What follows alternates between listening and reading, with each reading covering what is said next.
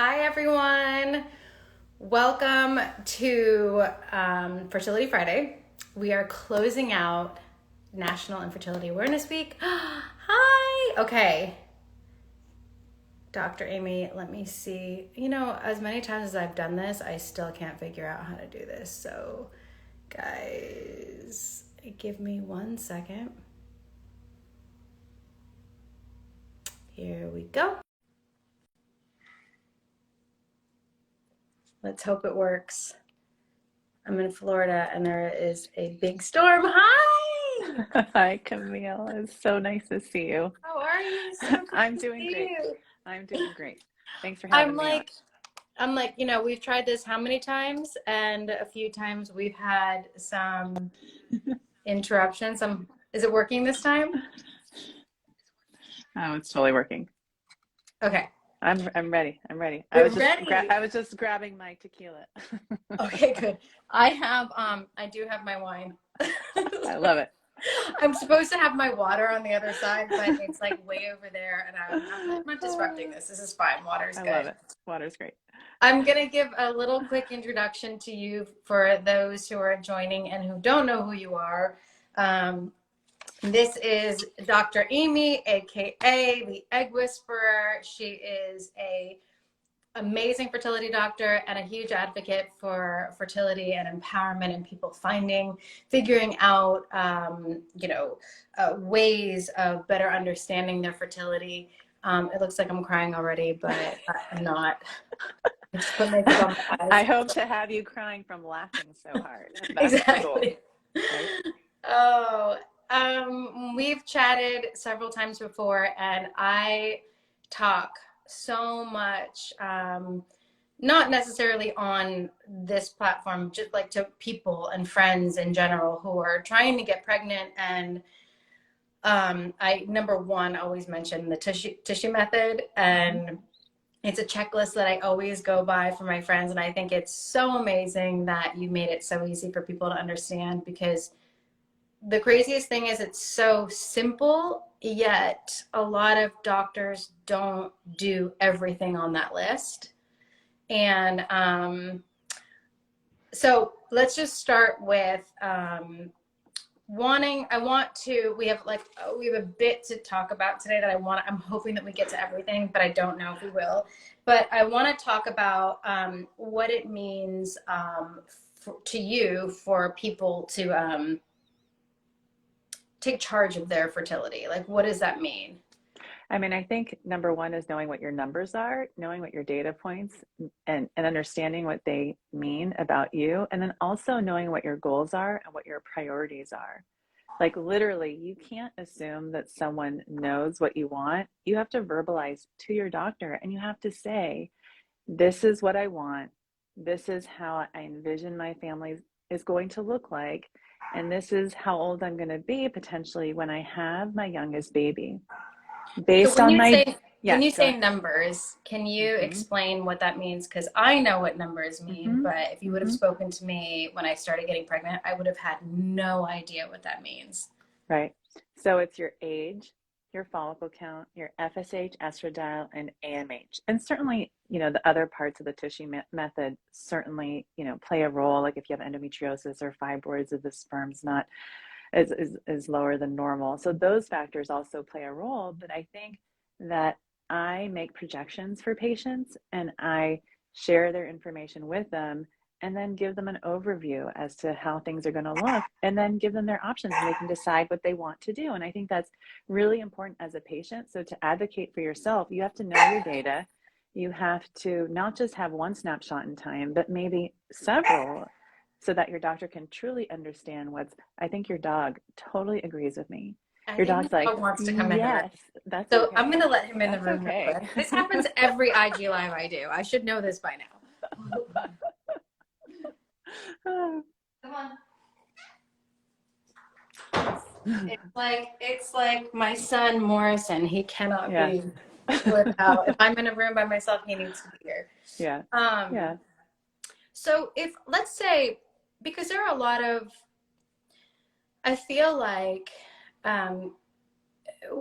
getting pregnant happens to most people. I mean, when they're younger, but there are those cases that it doesn't. So you mentioned endometriosis and you didn't say PCOS, but I want to talk about that because I know a lot of people who doctors say tell them that it's going to be harder for them to get pregnant, or they have to start thinking about, maybe freezing their eggs. And can you explain a little bit about that so that people, or maybe shed a little bit of light on it? Because I think PCOS especially has like a stamp that people think, oh, well, I'm going to have trouble or I might not get pregnant. So maybe if we acknowledge these things early, what does that mean?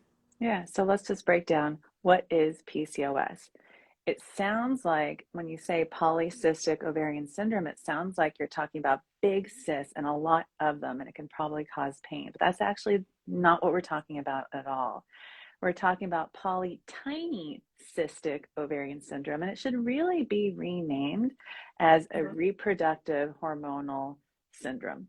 And it basically means you got a lot of eggs and there's a hormonal imbalance, and it can look different for so many different people. It's not like everyone looks the same when you have PCOS. So understanding what your hormonal imbalances are and treating them and seeing a doctor that knows what PCOS is and doesn't say things like, oh, don't worry about it, you just need to deal with it when you're ready to have a baby. Like that, like, drives me crazy. So I have all these fun things that along the lines of TUSHY Method. I also have please confirm this ovary syndrome, and hope syndrome is what I call it. So the symptoms are H, which is hope, is high testosterone. Okay. The O is ovaries that have lots of little eggs on them. The P is irregular periods. And the E is make sure you exercise and eat healthy. So those are just little reminders of what PCOS is. And I use the word hope because so many women, just like you said, are often told you have PCOS, there's no way you're going to have a baby. And I hear these stories all the time. Women come into me, they're like 38 years old. I just thought I could never have a baby because when I was 17 years old, someone told me I had PCOS, and it's like, it's not true. So you have to see someone like me, like the doctors you've seen that really understand what it is so that you can get the right treatment from an early age. So your hormones are balanced throughout your life. So you're not dealing with lots of this, the bad stuff of PCOS down the road if you ignore it too long. Right, because most people know PCOS at a younger age, correct? Most people have the symptoms of PCOS at a younger age. Oftentimes it's not diagnosed. They're not told why they're not having periods or like one period a year. And when they're told they have PCOS, they're not given a management plan. They're not given treatment options or told how to manage the symptoms. So they're saying things like, oh, I'm overweight because I have PCOS. They're not given the tools so that they can manage their weight so it doesn't continue to increase as they get older. Right. Okay, and then endometriosis. So what is endometriosis? So endometriosis means tissue that usually resides inside your uterus is now outside your uterus and all over. It could be in your diaphragm. It can be in your lungs. It could be on your ovaries, behind your uterus. Wow. And it's sticky. Can we start swearing now? And it's shitty. It's so shitty. Like, endometriosis fucking sucks. Okay. So if you have endometriosis, for any of you guys out there that have it, you know what I'm talking about. It hurts like hell. It can block your fallopian tubes. It can make it so every time you have a period, you feel like you're going to die. It's like someone stabbing you with a knife in your stomach and turning it. Okay. Not to be overly dramatic, but that's kind of what it feels like. And unfortunately, it can take like 6, 7, even 8 years for someone to finally get the proper diagnosis. And it can make your eggs. So let's say here's your ovarian age. Okay.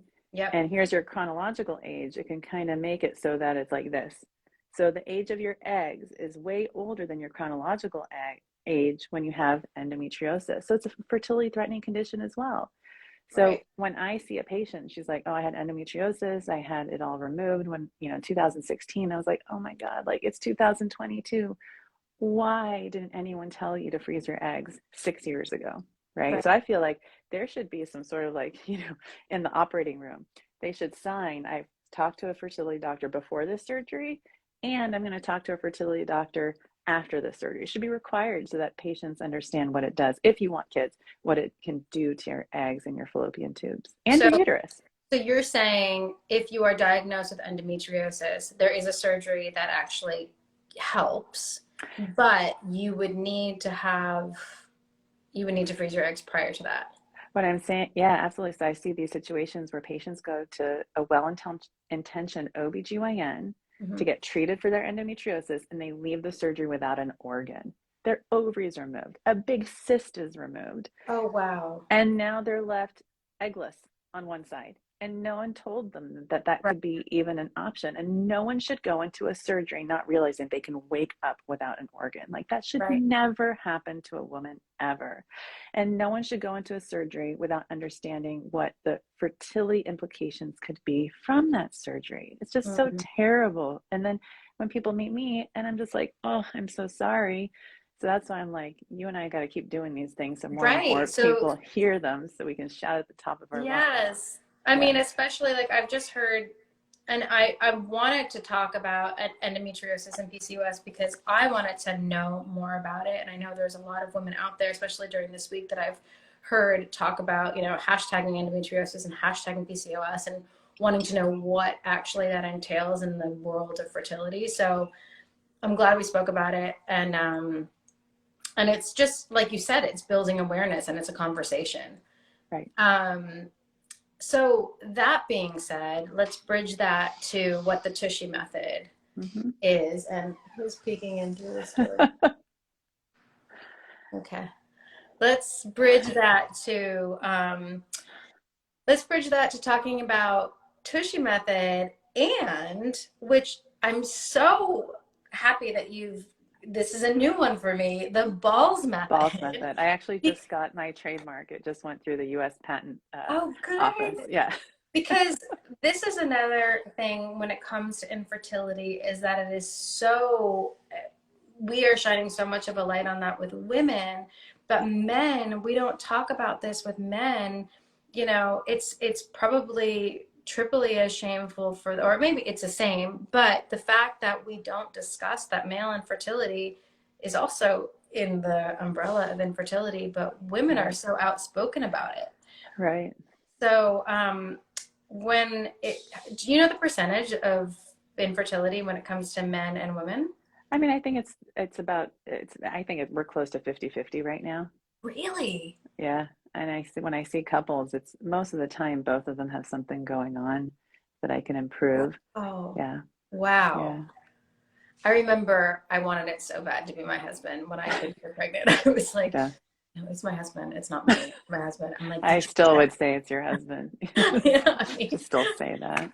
it's like it's so crazy, but Yeah. we did, and it was like minimal testing for him in comparison to me. But let's talk about both, because here Hmm. I want to advocate for I want to empower people to like take hold of their fertility and what does that mean.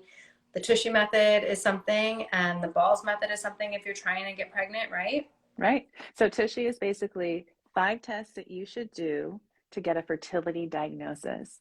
There's no such thing as unexplained. That's one thing that you're never going to hear me say as a doctor to one of my patients. I will never say that because, and I have people that come to me, they're like, well, I already had my Tushy checked. And then I look at everything. I'm like, you had the USH checked. You didn't have Tushy. the T and the E. There's no Tushy. You just had like the USH. So it's tubes, uterus, sperm, hormones, your genetics. You can get it all done in 1 month. Insurance usually pays for most of it, depending on your provider and where you live. But if not, you can pretty much get it all done. I would say probably under maybe $2,000 out of pocket. So a tube test is usually around $500, an ultrasound anywhere between 250 and 500, depending again where you live. A semen analysis around 150, hormone test around like 225, and then a genetic carrier screen is around 250 or so. So you can get them all done, one period, one menstrual cycle. Go to your fertility doctor again, tell them these are my priorities, these are my numbers. Talk to me, tell me what I should do given what I've shared with you.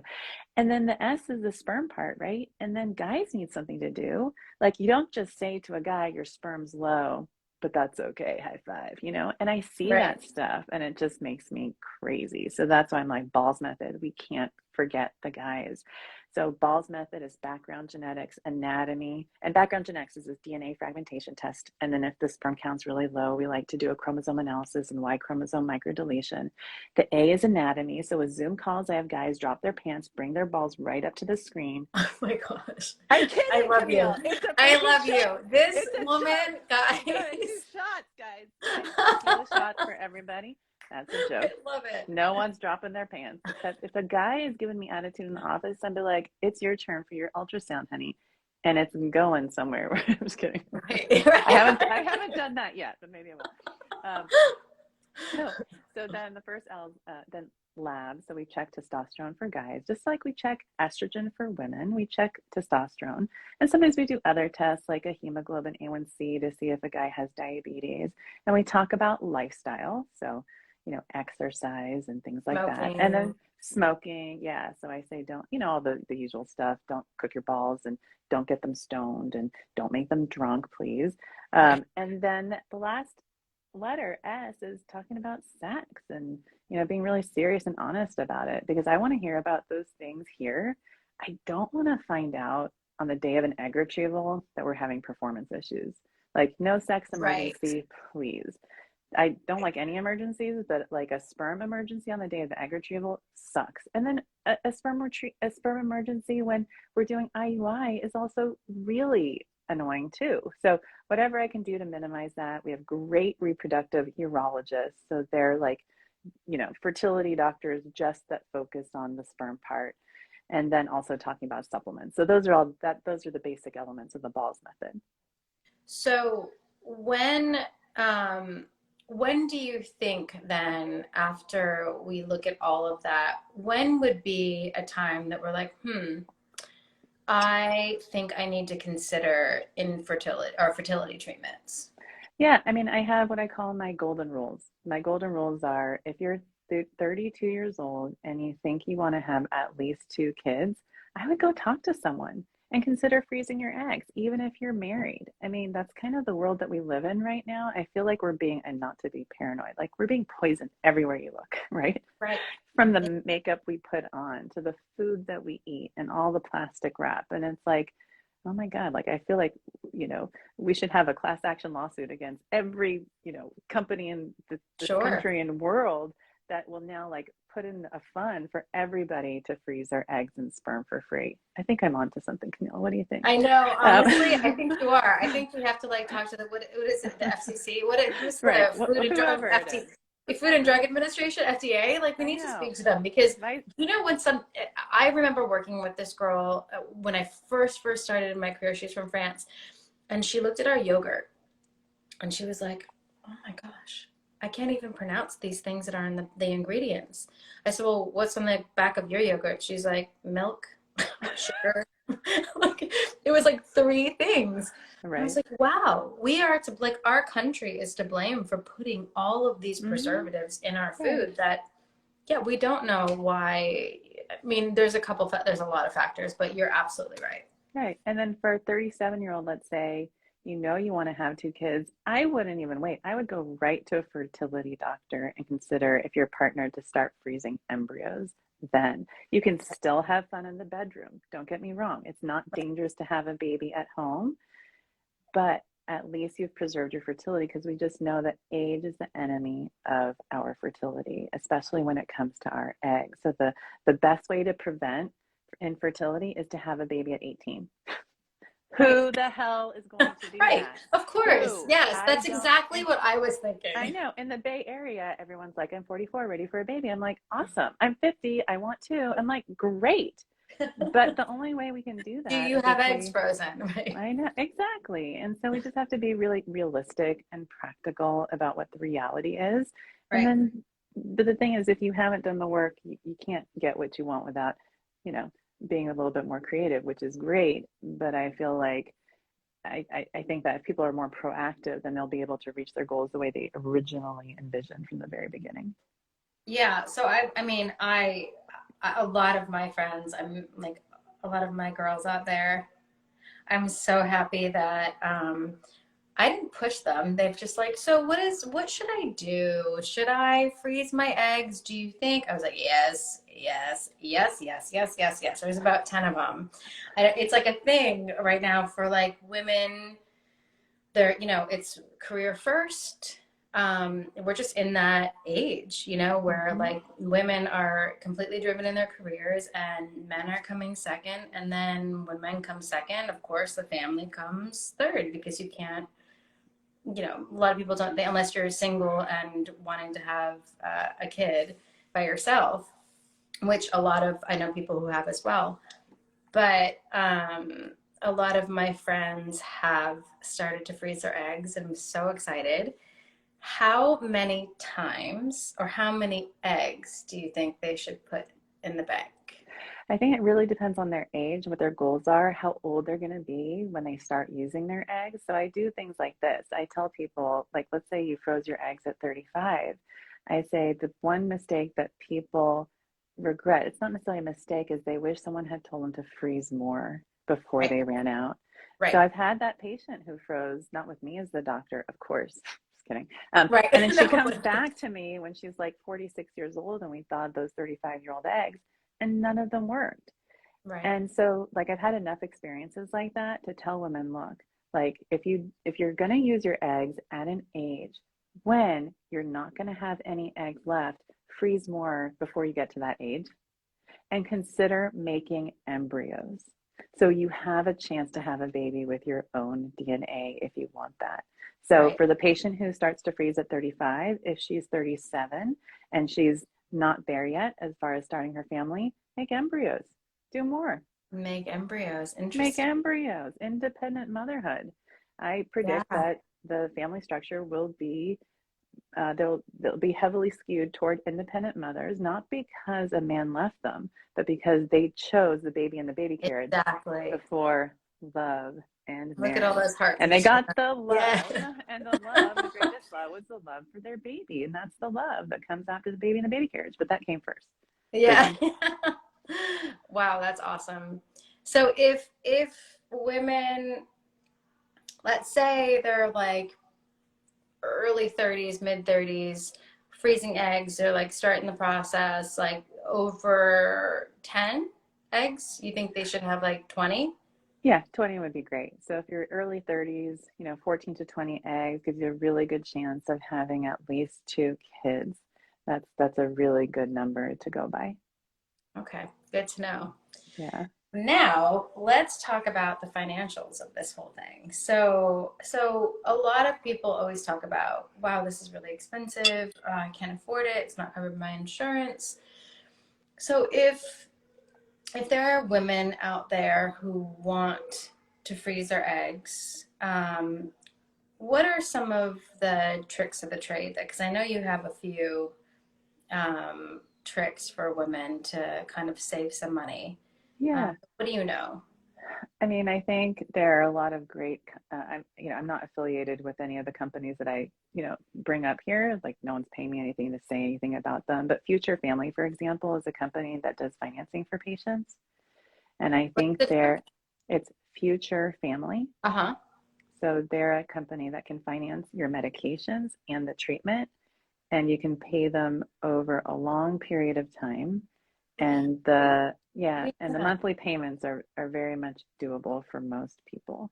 Oh, that's incredible. Yeah. Okay. And there's only one of those, or are there more companies like that? There are more. I mean, that one is probably one that I'm using the most right now.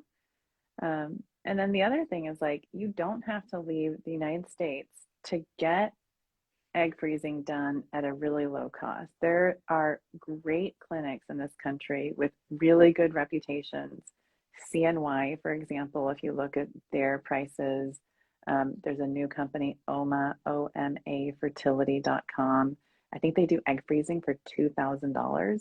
So when I hear that someone's going to like leave the border for egg freezing, let's say and sadly, there are people that have gone to Ukraine over the years.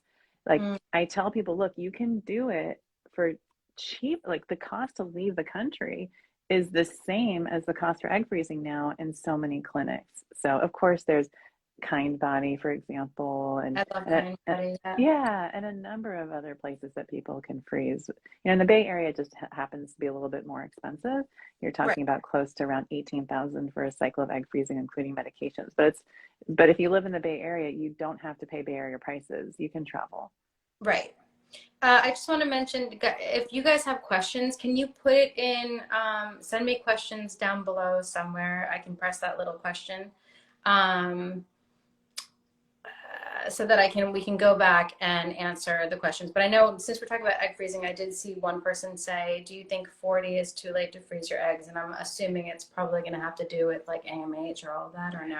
Yeah, so I mean, I think freezing is for everyone. You're gonna laugh. I've frozen the eggs of women who are 50 and 51, Really? literally. Yeah, Wow. I literally have. So, I mean, one of them, we ended up trying to thaw the egg. And, you know, I always, when I do that for a patient, I always make sure that she repeats after me, I don't expect this to turn into a healthy pregnancy because I just don't want to mislead anybody when it comes Yeah. to egg freezing. But she just Yes. wanted a chance. And she was so excited that someone would actually believe in her and just at least give her that chance. So yeah, I mean, I've absolutely frozen eggs of women in their early 40s to then come back 2 or 3 years later to have a healthy pregnancy from them. But I've also done it and then they've come back and we weren't successful in terms of helping them have a healthy pregnancy. So you're right, it has everything to do with your genetics. You know, some people just are able to do it at 40, and some people just can't. Most Right. people can. I mean, the reality is most people can't. We just have to be really, like I said, practical about that. Right. Do you think men should freeze their sperm? Absolutely. I always say it's always nice to have sperm on ice. I'll be freezing. I mean, maybe not at 18, like for their call, you know, we say things like, oh, when my daughter graduates high school or college, I'm going to freeze her eggs for her. I don't think I really hear people saying, when my son graduates college, I'm going to freeze his Freeze the sperm. sperm for him.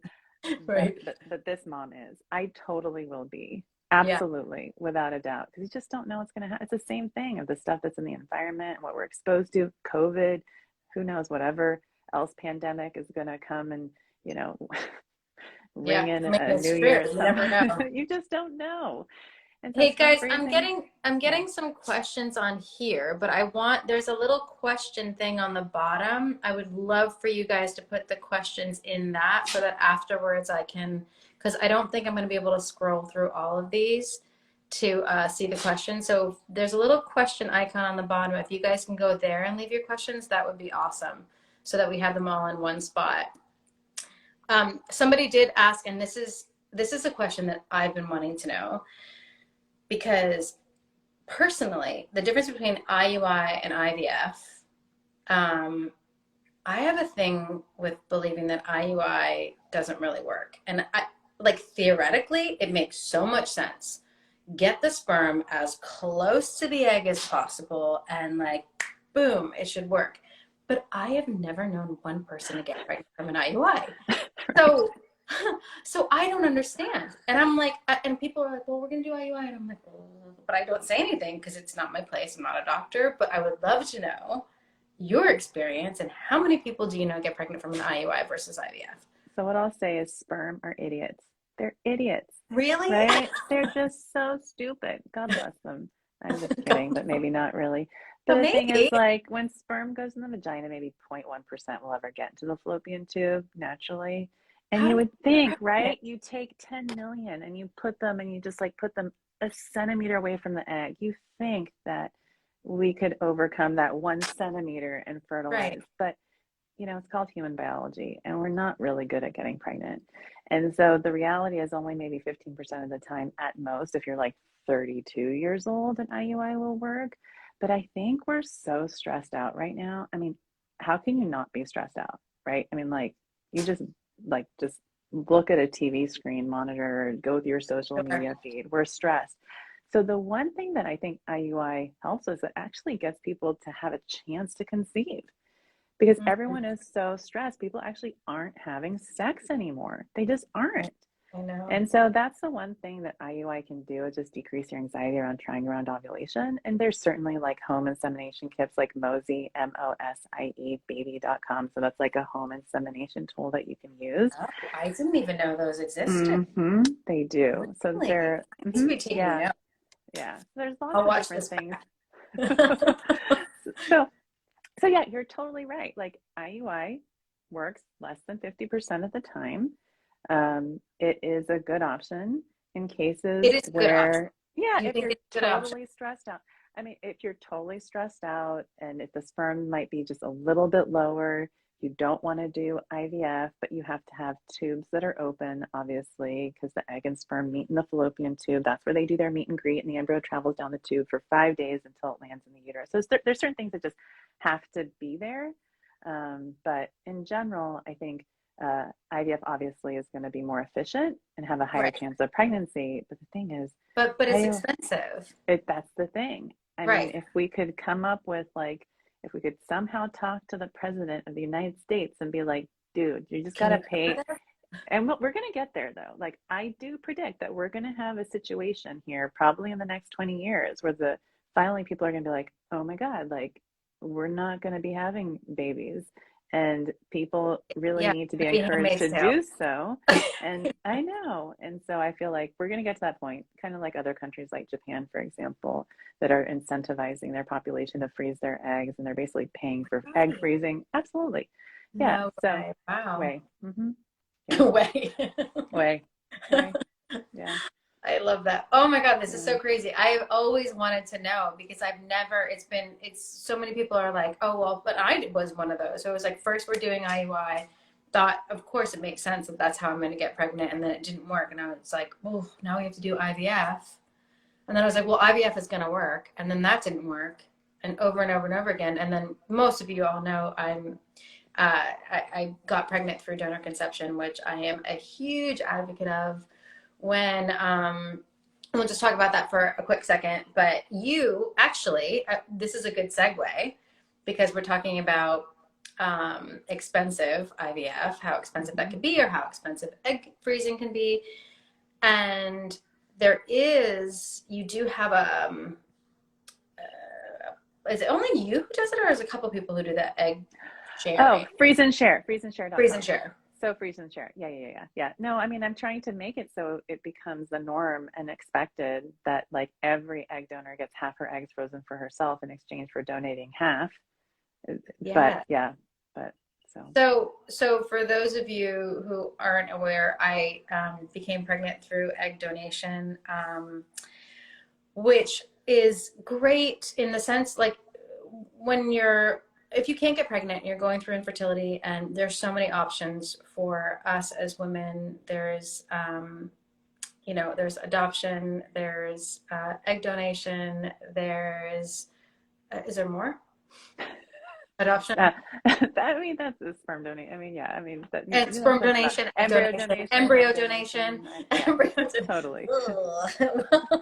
embryo donation, surrogacy. So there's a lot of different avenues, but the male uterine transplant that's coming soon. Male uterine. No, that's a joke. Okay, That's a joke. I'm like, oh, I'm like, no, that's a joke. explain this one.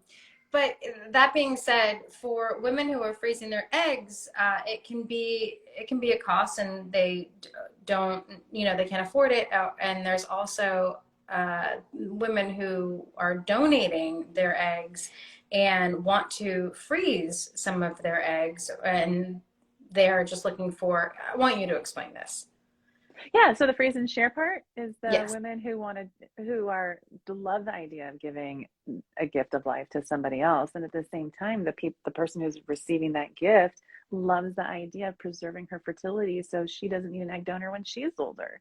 So it's like a win-win for both people, and I think part of being like everyone loves to share. Millennials are like amazing. They all like and I find that like today compared to when I started my practice almost 15 years ago, donors really want to meet the families that they're donating their eggs to.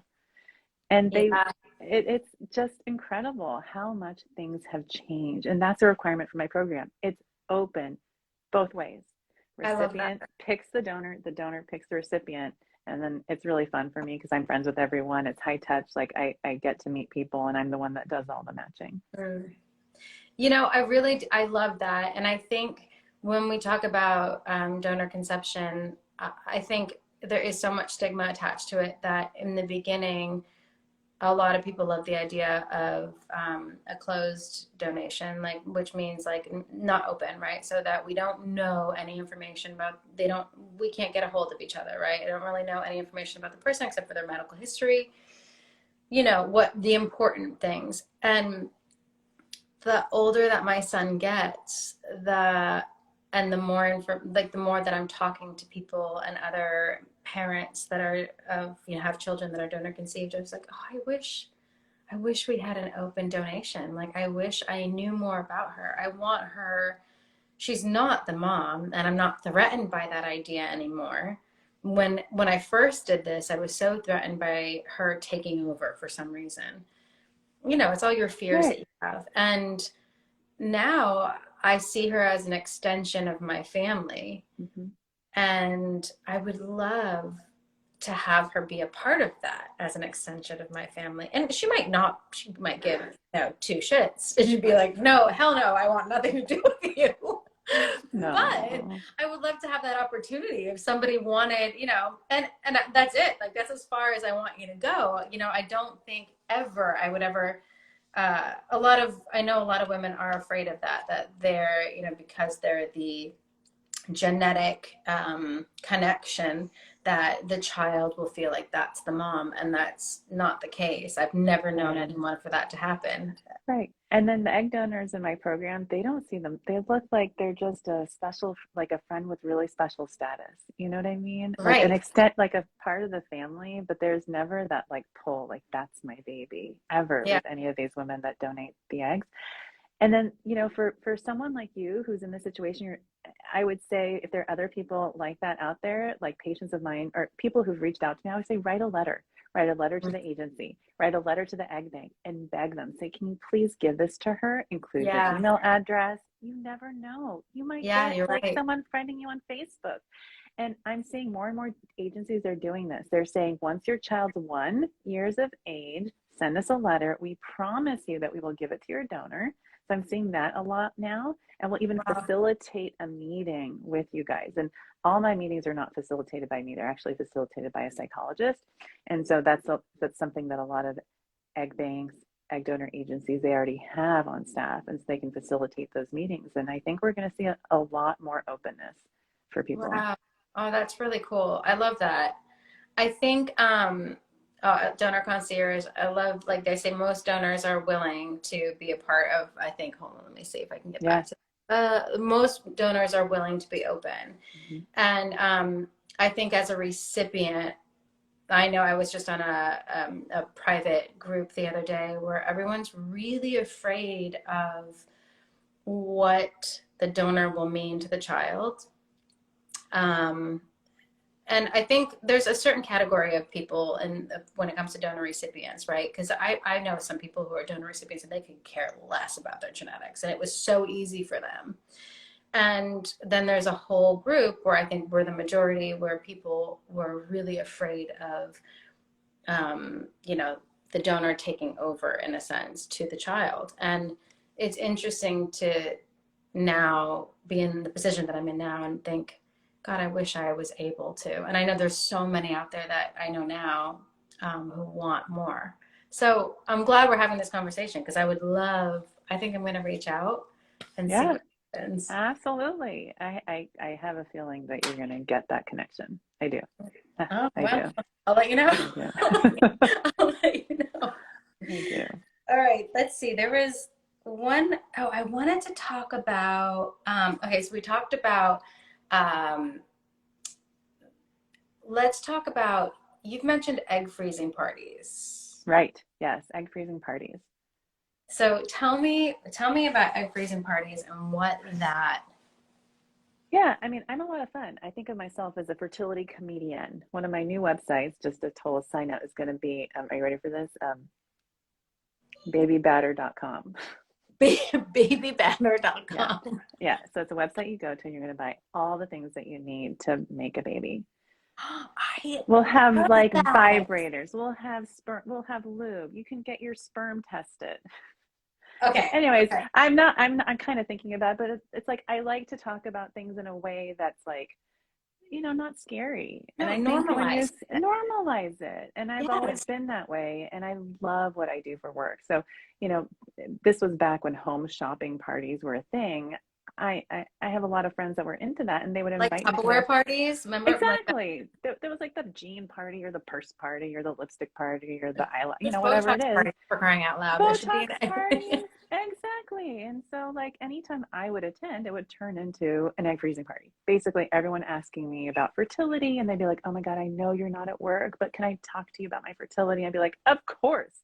I don't actually want to talk about anything else but fertility 20, like I go to sleep. I woke up dreaming. I told my husband I had this dream that we're going to get to a point that we're going to run out of sperm at the sperm banks, and the sperm banks are just going to like combine 5 different guys' sperm into one vial, and you're going to have no idea what's like. That's how desperate we're going to be in this country. Oh my And he's God. like, seriously, that was your dream? And I'm like, yes. I'm like, this is what I think about. But anyway, so egg freezing party was just a fun way for me to get groups of like-minded people together. And yes, I've had sperm freezing parties too. I did one. I'm never going to do that again. That was weird. That is a true story.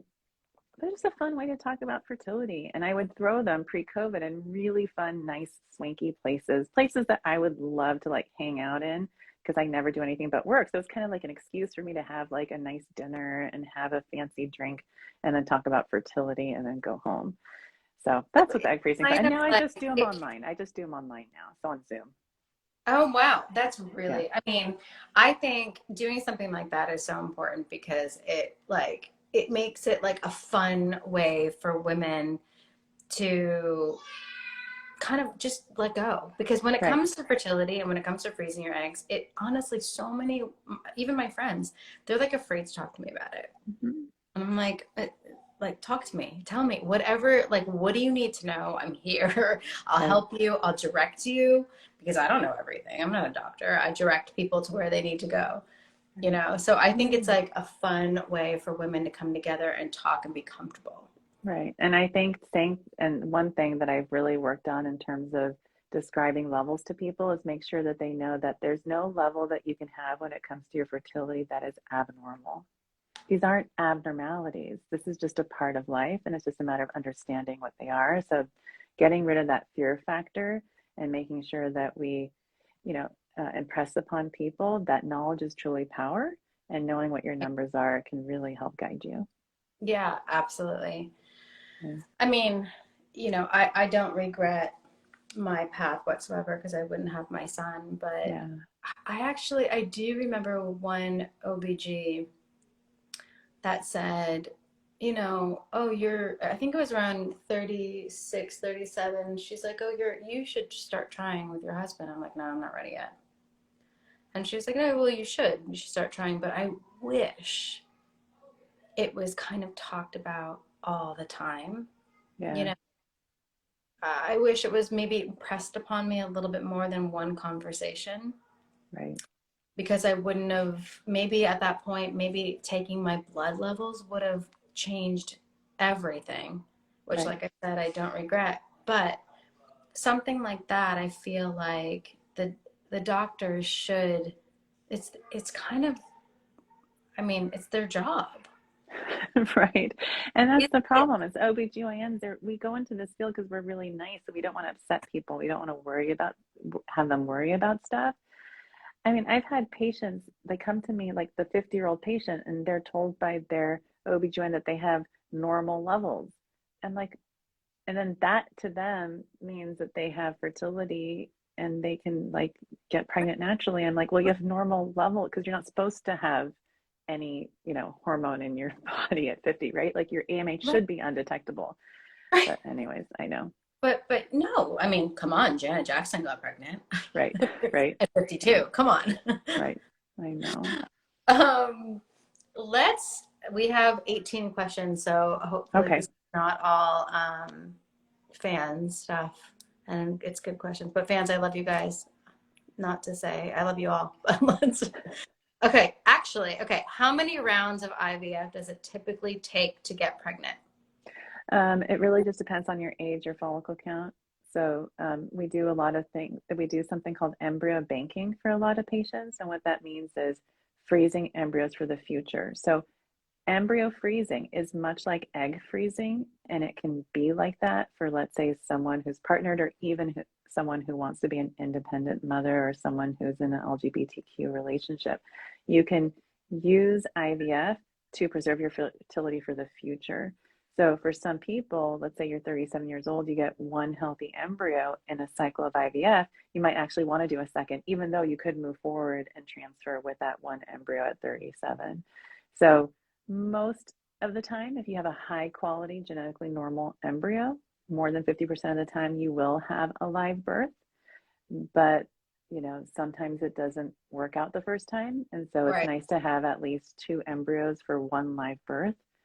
And then if you, let's say it's like that same concept of in 2 years from now, when you're ready to have your second baby, if you aren't of that age where you could go back and get more eggs, then you might want to do another embryo freezing cycle earlier on. Right. And I'll just add to that. I was 38 when I started doing IVF, and I banked embryos. I banked 20 embryos. I think maybe we had two that were A grade and the rest were B. Some were C. Very few. No, I think it's A and B, right? I don't think we had any. Or the Yeah, if it's you're probably at A and B. blasts, Most it's of A the and B. time, yeah, exactly. And most of the time we don't freeze the C's. Yeah, exactly. That's what I Yeah. it was once you hit blasts. So we had 20 that made it to blasts, A and B, but mostly B. But none of them took. So like not one. So like you said, it really does depend on can you guys see me, by the way, because I can't get this question thing down now. I can see you great. Okay. Yeah.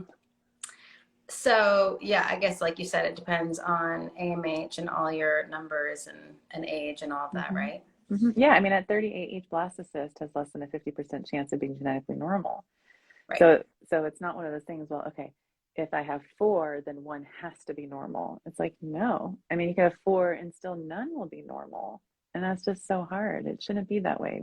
Right. We should have some way to make it so we can fix these embryos. The technology is out there, but we're just not harnessing it enough. And I don't know that we ever will in this country. There is this technology that I was trying to get my doctor to do. He's like, Yes. Camille. I was like, we can make a 3-person embryo. Yeah. Have you heard of No, this? we could. Absolutely. Yeah, They I call was it, like, can yeah. you take DNA from my mitochondria and put it into the embryo of the donor and my husband's sperm and just put me in there? And he's Right. like, Right. I'm just like, I can't do it here. I was like, so where do we need to fly to? Where do we need to fly to where you can do this? Because I want a 3-person embryo. And he was like, Right. Camille, what are you doing? And I was going nuts, but you can. Yeah. There are kids out there from a 3-person embryo. You can, and a lot of that work was being done in Ukraine, so I don't see that as being an option anytime soon. So that's Right. really heartbreaking for so many reasons. Wow. Um, okay, the next question. I think we talked about the chances of getting pregnant with an IUI. Yeah, it depends on your age, but if let's say you're over 37, it's usually less than 10% per try. If let's say you're 25 years old, it could be up to 20% per try. So it just kind of depends on your the whole picture and what your TUSHY method says to your doctor. Can you get pregnant? Can you assist a 50-year-old to get pregnant? How can you assist? Absolutely. So it's called Creative Family Building. So Donor Concierge has been on there. I love them. I send as many patients as I can to them. They have a great resource. It's tulipfertility.com. So I have Yep. my patients go to Tulip Fertility, and then they, go through the database of egg donors. That's one great way of having a baby. There's embryo donation as well. So those are the two Yep. ways that a 50-year-old can carry a pregnancy themselves and have a baby. They can also use a surrogate too. Yeah, my IVF doctor would always say, "Yeah, you can, carry until well above 50." And I was like, "Oh, okay." He's like, "But your eggs are not working." Right. So, And you don't so need periods to do it. I think there's this misconception that you have to have regular periods or at least have periods, but you can be totally menopausal to have a baby, just needing to yeah, finish. yeah. I mean, some people, not everybody, though, right? Some people, what do you mean? Some people? I mean, I like mean, if there are some women. at 50 or over 50 that, especially if you needed a surrogate that can't carry. Oh, for sure. There are, yeah, I recommend to anyone over the age of 45 to consider a surrogate just because of the health risks related to being pregnant. Yeah. And also, it's interesting because I had an acupuncturist who, I love her so much. She was kind Yeah. of like my little angel through all of my infertility struggles. And she said to me when I was just trying and trying and trying to find that one embryo, she said, well, don't you want a healthy baby? And I said, yeah, I do. She goes, well, the likelihood of, the older you get, the likelihood of that embryo being healthy, like the chances start going lower and lower and lower. So wouldn't you want a donor, an embryo from a donor, that the chances of that embryo being healthy are far better. Right. And it really clicked for me when she said that, because I was like, yeah, I do. Like, a healthy baby is number one. Right. Right. Number one. Right. And I was fighting so hard for that one embryo. And I was like, yeah, what if that one embryo was, genetically, however you say, what's the terminology that they use? Just aneuploid is the scientific word, but abnormal works too. Right. Yeah. So when she said that, that was one of the deciding factors into doing a donor embryo or donor egg. Yeah. Yeah. I have Kali 125 saying, after my transfer, I was told not to vacuum, lift my toddler, and bend over for 5 days. My friend's clinic told her to go back to normal life. What do you recommend? I recommend no mechanical bull riding, preferably. No anal sex. Typically, you should avoid that. No, I mean, the reality is just use your right? I mean, come on, people. Just use your common sense. Like, if you drop something, you need to pick it up, pick it up. It's not, I tell people your embryo is like a peanut in a crunchy peanut butter jar. Shake the heck out of that jar. Nothing's going to happen. Kick the jar. Please don't have someone kick you just to try that out. Nothing's going to happen to the peanut. So it's okay to I used to be afraid of even going poop. I did. I was like, if I poop, am I going to poop out the embryo? Right. I do this whole skit for you can't poop it out, you can't pee it out, you can't burp it out, you can't sneeze it out, cough it out. You can't do anything. But it's for the so first scary, 2 days, though. it is scary. And for the first 2 days, I tell people butt to bed, butt to chair, butt to couch, butt to toilet, butt to there's one more but I can't bed, and rotate. Just take it easy, and then after that, just live life to the max. Like, live your life the way you normally do, except don't do anything that doesn't make sense, right? I mean, like, don't go horseback riding, and don't go jet skiing or water skiing. I mean, yeah, but I do have to, I know people who actually, I'm not going to talk about it, just in case you're listening. Anyways. now I want to know, but we can talk about that. I'll text you later. What causes PCOS? Is there anything that what causes PCOS? Yeah, so we think it's an autoimmune condition, and it's also highly likely genetic. It could also be environmental, from toxins like plastics that are in our environment. But typically, if I have a patient that I'm suspecting PCOS, more times than not, when I ask them if they have a family member with diabetes, they will say yes. So it's something that you're typically born with, you did not cause, and it's something that you should really see a specialist for as soon as you suspect that you might have it. Okay, that's awesome. And it's not something that will come up in genetic testing? Unfortunately, I mean, there was a company that has a genetic test that had a genetic test that could see if you had PCOS genes. We don't have that anymore, but there are, in research articles, at a research level, we know the genes that cause PCOS, a lot of them, but it's not, it's not something that I could do on a patient. So typically we go by their symptoms. There's criteria that we use to give someone the diagnosis. Okay. I'm trying to see if we can answer most of these.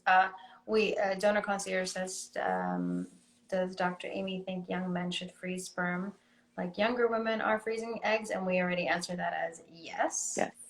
Yes. Absolutely. Yep. It's always nice to have sperm on ice. Always. It's like Disney on ice. Yeah. I'm doing my first egg retrieval next month. Any tips? Absolutely. Motrin, Tylenol hand, heating pad, electrolyte-rich drinks, protein powder shake, an anti-itch cream, and a Cabana Boy, all on hand. Cabana Boy. Totally. But anti-itch Absolutely. cream, like where anti-itch cream?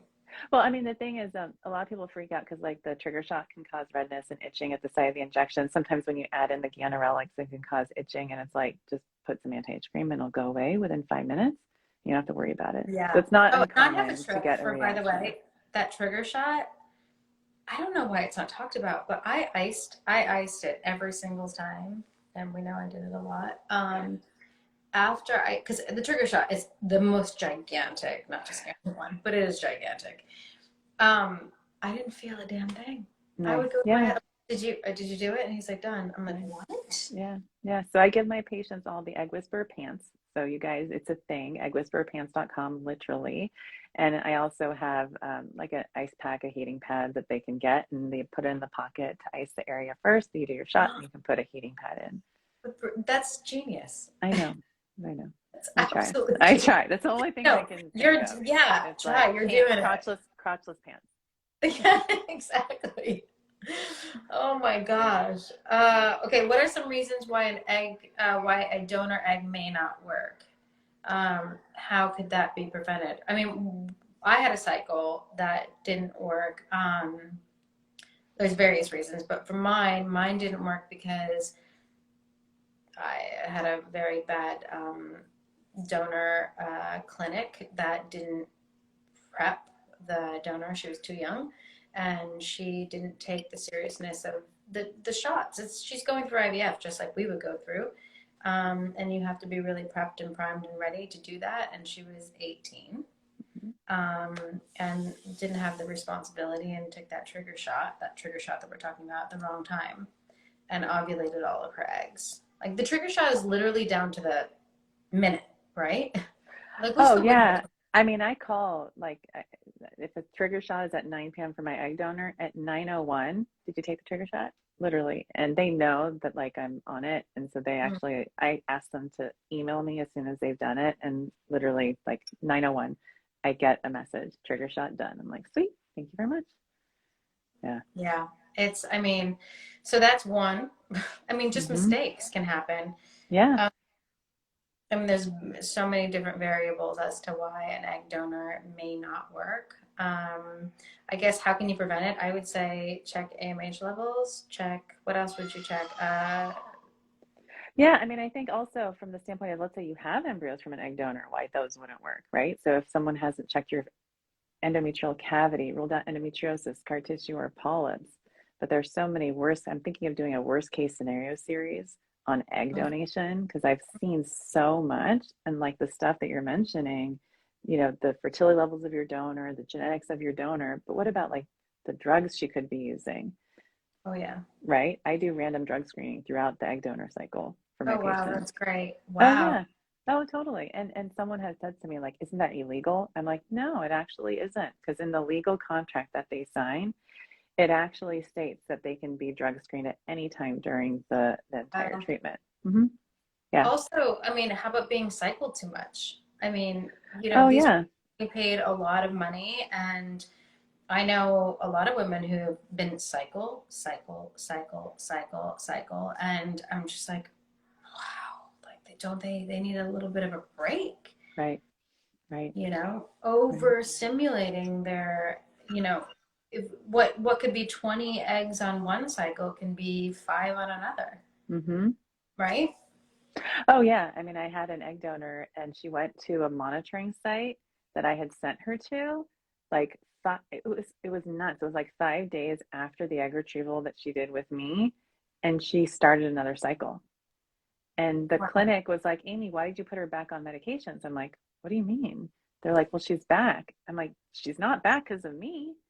So yeah. Wow. So Yeah. I mean, I always say, like, ask, like, how, like, when was your last cycle? Maybe she should have a break, get off hormones for a bit. hmm, yeah, definitely. Um, we're like 1 minute to 8, so let me just go through really quick. Dr. Aimee, Okay. can you do a podcast episode on SMC? What is SMC? Do you know what that is? Single mom by choice. I call it Oh, independent motherhood. So it's oh, I love called that. also known as BAM, Badass Moms.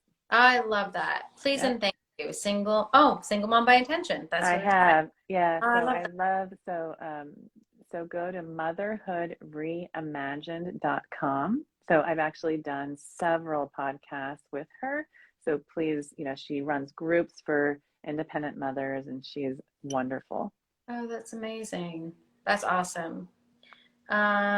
Design well, live well. If I'm, I, maybe I should, hold on. I'm realizing that I shouldn't say who these are by.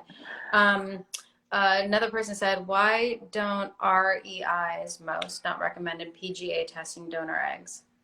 I actually do. I offer it to all my patients. I think the reason is that when you have a young egg, you don't really, uh, the likelihood of an abnormality is really, really low. I recommend it because you can still have an embryo with an abnormality even if you have a 25-year-old egg.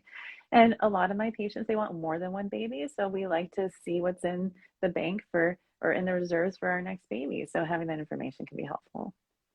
That's a great, I never did it with well, I only had one egg. If I'm doing a retrieval round and plan to make embryos, should I consider donating some of the eggs?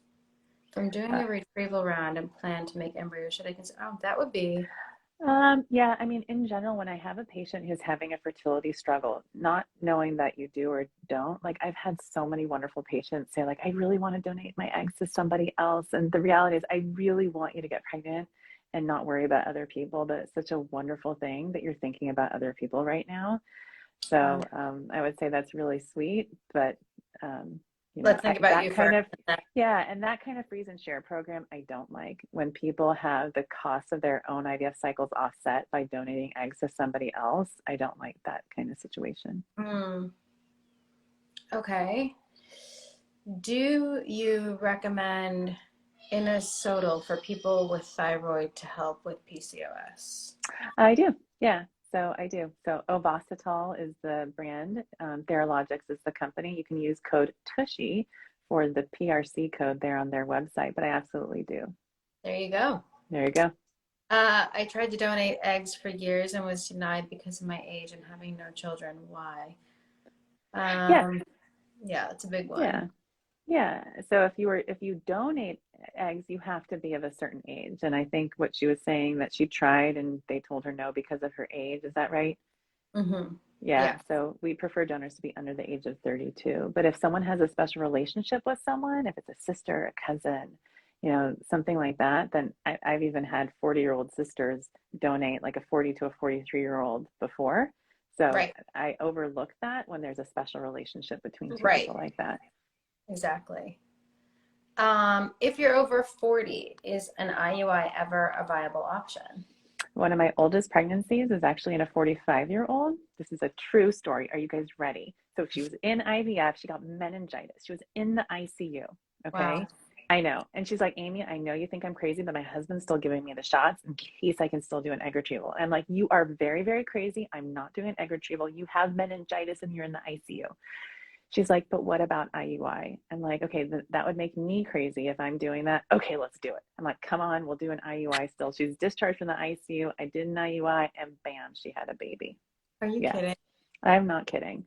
The highest number of IUIs I've ever done on anyone, true story, 22, 44 years old. She just wouldn't give up. Most stubborn woman in the entire world. Wow. I literally have a picture of her daughter. I mean, it's like frame. Oh, It's like sits in my living room. Like I love obviously you can imagine if I'm doing 22 IOI cycles on somebody, I kind of know everything about them. right. And so I am her child's godmother and my husband is their child's godfather. Oh my Yeah. gosh. Yeah. So the answer is yes, IUI can work.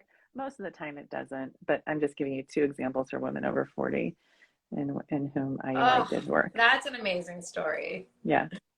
Yeah. Okay, there's just two more questions. Tell me if you can answer two more. Oh, I'm here all night. Literally. We Okay, can do this till morning. I think this is a really important one because most people, like, how do doctors, this one is, how do I know if my eggs are good eggs? Is there such a thing? And there is such a thing. But how do doctors know? You So that's a really tough question. I get that all the time because I think people assume, if let's say you're going through egg freezing, that your eggs are good. We actually don't until you turn them into an embryo. We don't. We can look at the physical appearance of an egg, but we don't know the genetic integrity of what's inside. We don't know the strength of the mitochondria and what's going to happen once it meets the sperm cell. We just don't know. And we should, right? Like we should. How do we not know? You can do a chromosome test on a freaking sperm, and we don't have the technology that can reliably do it on an egg. So that's hard. I mean, we just basically have your fertility levels, like the FSH and the AMH that we've discussed. We can look at an egg, but aside from that, we can just predict what the outcome will be. Well, now I'm going to add another question in there because that just brought up another point. I'm always confused when it comes to AMH and FSH. Like, I know AMH has to be high, but what is the FSH? I know FSH is thyroid, right? FSH is follicle stimulating hormone released by the brain. As we start to run out of eggs, the brain starts screaming at the ovary to stimulate follicle production. Higher the FSH, the lower the number of eggs, the lower the egg quality. So when you're in menopause, your FSH is going to be over 40 and your AMH is going to be undetectable. So you want low FSH and high AMH. And yeah, exactly. I mean, you can't will a high AMH, but like when you're 18 years old, most people will have low FSH and high AMH. Okay, that's good to know. Yeah. And the last question is, what is silent endo? Silent endo means you have endometriosis, but you had no idea, like no clue until you like showed up to a clinic and someone did an ultrasound and you have these big cysts of endometriosis. That's one way of having silent endometriosis. The other way is you don't even see it on ultrasound. It's not even visible there. You have no symptoms.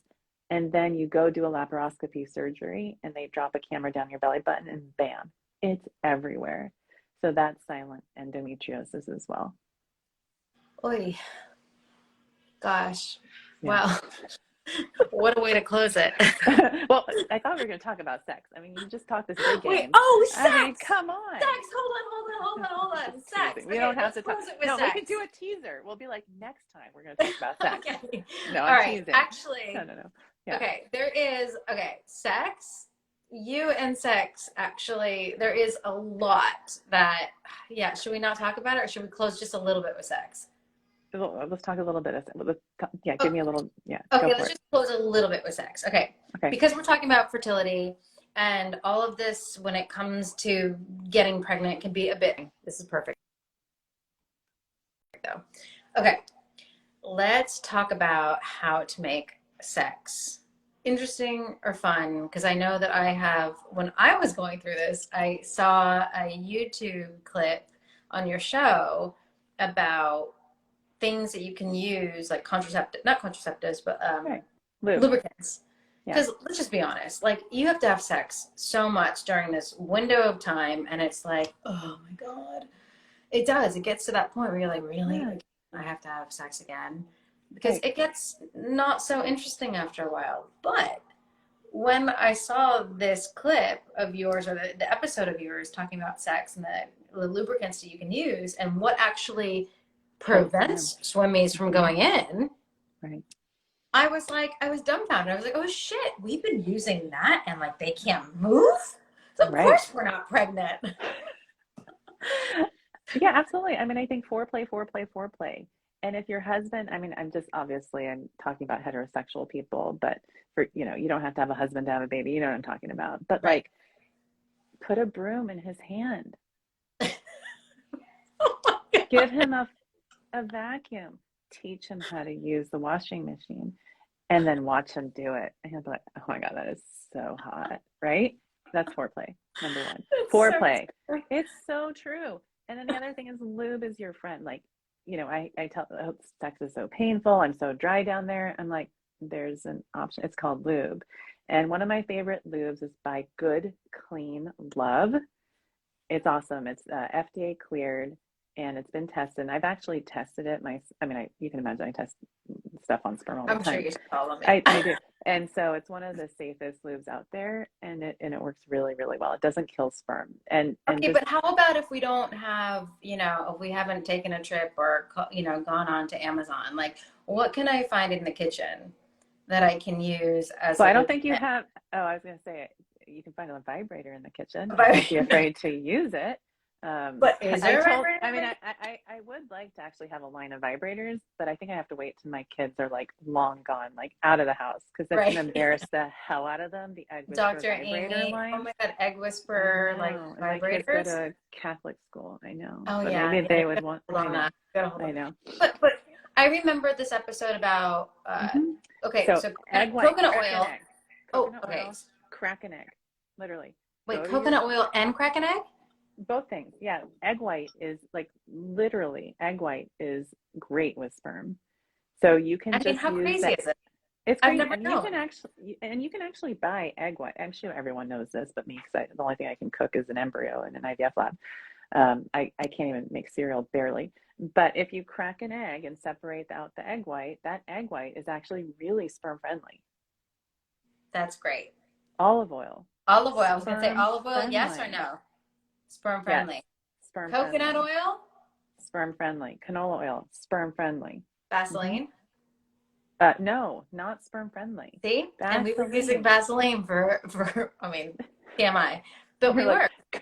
Carmex, not sperm friendly. Please don't use your Carmex. Vicks? No. Windex. The Greeks could use it. That's Exactly. what they did when in Greece. Oh, okay. Yeah. So that is, see, I mean, people always talk about Vaseline, but no, Vaseline is no. No, no, no, no, Swimmies no. cannot move in Vaseline, but swimmies Mm-mm. can move in olive oil. Olive oil, absolutely. And you can just Olive buy oil? it. Olive oil. You can buy a microscope from Amazon for like $100 now, and you can do your own experiments at home. It's really WD-40, fun. I'm gonna say? No. Yeah, you can do your own experiment on, I mean, that would On be your, fun. yeah, I mean, if you want to have like a fun Friday night, like a fertility fun Friday, like get your partner's sperm and start like running it through different stuff. Like that's my version You of know fun. what? I feel What? like us women go through so much when it comes to this. That might be like a good way to like bridge the gap. Be like, you know what? Let's get this microscope. Let's do some fun sperm tests on I the see a site. whole new type of like egg freezing party sperm. There should be something like we can do it on Zoom, or it could. I see something. This is I great. see possible my baby batter course. Oh my God, babybatter.com. It'll be courses, how to figure out what Yeah. lube your Can I be a guy's part of it? sperm. Yes, we'll do it together. The lube that your guy likes the most, baby batter classes. Oh my God, that's awesome. You heard it here first, You everybody. heard it here first, guys.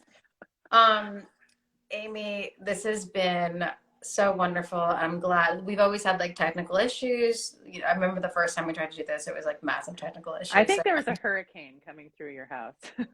yeah, I mean, like there probably was at some The point. windstorm. Yeah, I remember. Oh, but That was fun, but I still love talking to you so much. I'm so happy we got to do this. Yeah, And me I mean, too. this really, for me, this like really closed out the week, and I think it was so informative. We really I can't believe we finished everything on that list. I was That's like, great. this is like a big list. Guys, that's a big list. That's a big But we list. did it.